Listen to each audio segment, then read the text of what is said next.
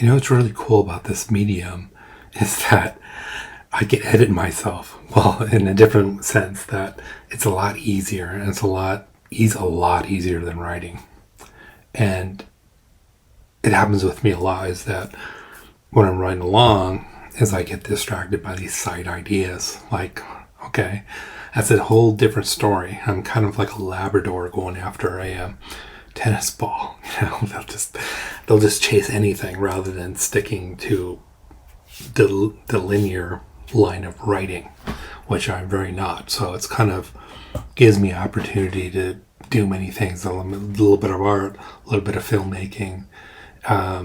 It's just kind of weird seeing myself videotaped. But anyways, I picked up on this idea of writing your characters or the people you want to write about letters.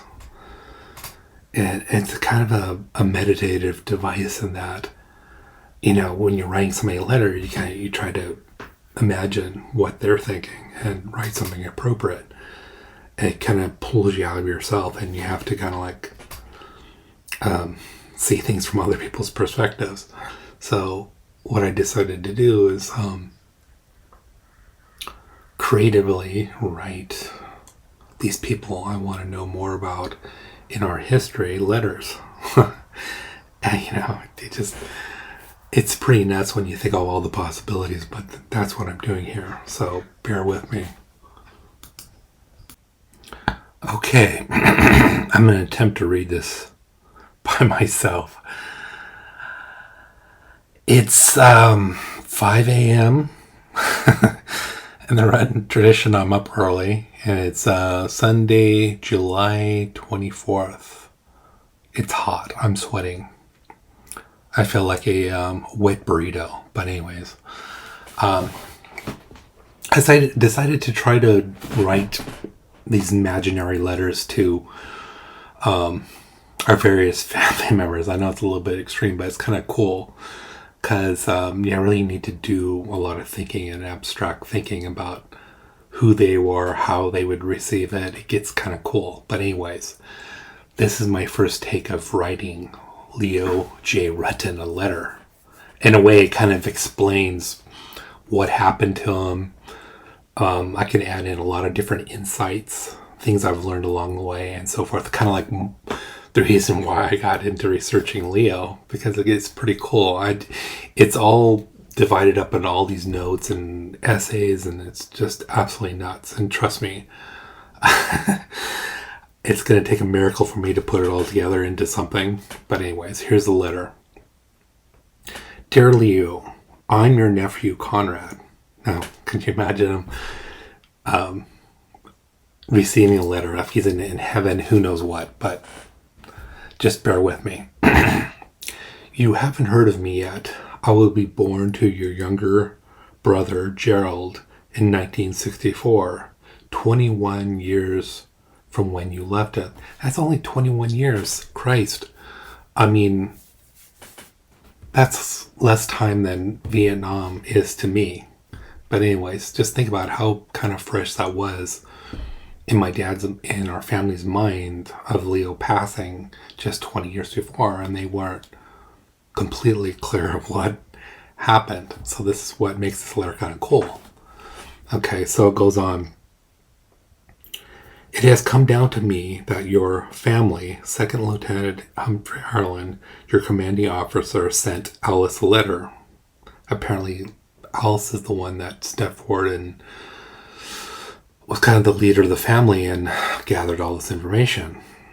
So Humphrey Harlan wrote her a letter back. It wasn't in handwriting. This was typed. So, and he was actually a writer, believe it or not. He was a student in Yale, and he left Yale and became a lieutenant overnight. Think about that. This guy didn't have any army experience. He's this Ivy League guy from, I think it was North Carolina.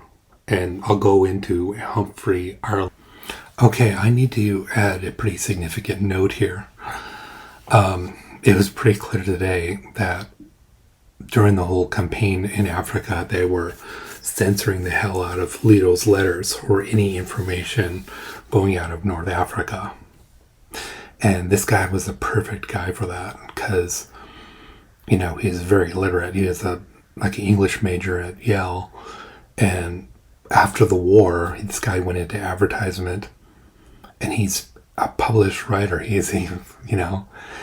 This guy didn't even mince words about it. He was a flat out white supremacist. So this gets really interesting. And plus, a part of that whole issue, trust me, these guys were spin doctoring the hell out of events coming out of North Africa and controlling the media like crazy. They weren't stupid. There was the guy that got removed before Patton was just ridiculous and ridiculously incompetent. A lot of these guys were really screwing up. So trust me, the Pentagon, the Army, was spin doctoring the hell out of information coming out of North Africa. A lot of it was suppressed. Trust me, it wasn't pretty. So you have to go back. What kind of makes this story interesting is you have to root out the facts, what really happened, the real situation, because it was all Army, and they kind of, tell the public. There's this quote by this French writer who says, you have to flatter the public's illusions, and that's what they did, because we're America and we're going to win this war and we're going to kick the shit out of the Germans and all that business. And they were, like Napoleon said, history is a bunch of myths agreed upon by the winners. That's kind of true. I mean, you got to get a little bit of the dirt in there too, from the Tunisian sides, the Vichy French, the Germans. That some of the German commanders, the tank commanders, were real objective about our soldiers at the beginning, and they were young guys, and they panicked. And they weren't ready for war. Their comments were not cute. It's pretty ugly. They pretty much reduced it to murder. It wasn't cool. Anyways, I'll get back into the letter. Anyways, he detailed your death a bit better. He said you were on your way back from chasing the Germans through Rabol Pass, and you were about 10 miles north of Fod, Tunisia, in a small pass, the 13th of April 1943. You were alone and had removed about 20 German Teller anti-tank mines. Many of them had anti-lift devices, meaning the top mine was wired and the mine below. Okay, so this is fishy to me for a number of reasons, and I've actually talked to military people, even Army engineers. Firstly, when you're taking out a Teller mine, and then the ones that they knew, he actually stated that they had anti-lift devices. This was a two-man operation. So why is he saying Leo is out there by himself? And just think about the context of this too. About a month earlier, his whole outfit got shot up trying to make their way through a minefield or obstruction and whatnot. So Leo was probably pretty jacked up. And even preceding this a little bit further, a month or two beforehand, Patton took over, and Patton was known for her pushing these guys. He was very aggressive, and for what I remember, my father, he said Leo's detachment had to take a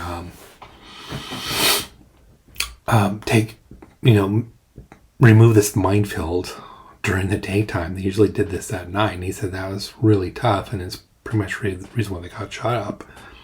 And frankly, it's pretty likely that General Patton got Leo killed because he was a bit arrogant, and he said, all right, just push through these minefields. And he didn't really understand the intricacies of taking out mines, because not only were these mines protected in these minefields by barbed wire, they had bouncing betties, these mines that would shoot up and then shoot these shot. And kill people. And they had machine gun nests where they had these German machine guns. I try to remember the name. It's like 43 or whatever it is. But they're as fast as hell. They call them burp guns because they just ripped. So you had these Germans shooting at them, and one of the guys said that the 88s were falling behind them. So these guys are way out front. And the thing what I don't get is that usually the infantry would support the engineers trying to take out the mines. My father was telling me that when my father was just a regular engineer. He wasn't a armored engineer. So what they had to do is they had to go out there and take out these obstacles, and why the opponent is shooting at them. I'm just assuming that the infantry would support them and try to suppress the Germans firing them while they did this. But apparently, in Leo's case, where this happened, and I'm trying to identify the actual battle. I think I know of it. I just can't pronounce it right now. But this is absolutely crazy because there's only one guy who survived, and he was in a. I mentioned his name. I can't recall it right now, but he was in a VA in Colorado, and he had brain damage, and his sister was taking dictation, and apparently Leo pulled a number of these guys behind a burnt out tank, and then this took him all day long to do this. I think personally, that's worth a lot more than just a Bronze Star or a Silver Star. It was claimed from my father that he got a Silver Star, but I have no evidence of that. I think he could have even got the Medal of Honor for doing that, pulling these guys out. But the thing is, he didn't have enough witnesses. Just one guy barely survived this whole incident. So that's interesting. But apparently Leo was he pulled all these guys behind the tank, and most of these guys passed away except for one. So we don't have information there, which is really interesting. But anyways, I'll go further into this letter. Lieutenant Ireland claims you got careless and must have accidentally set off the booby trap. Yeah, how convenient for him to say that. Leo is probably bone tired, stressed, probably messed up from losing all his buddies and his best friends. So he's pretty messed up. So that's really convenient for Humphrey Ireland to claim that. This could have been some sort of fuck up. It could have been friendly fire. It's hard to say, but it just doesn't add up.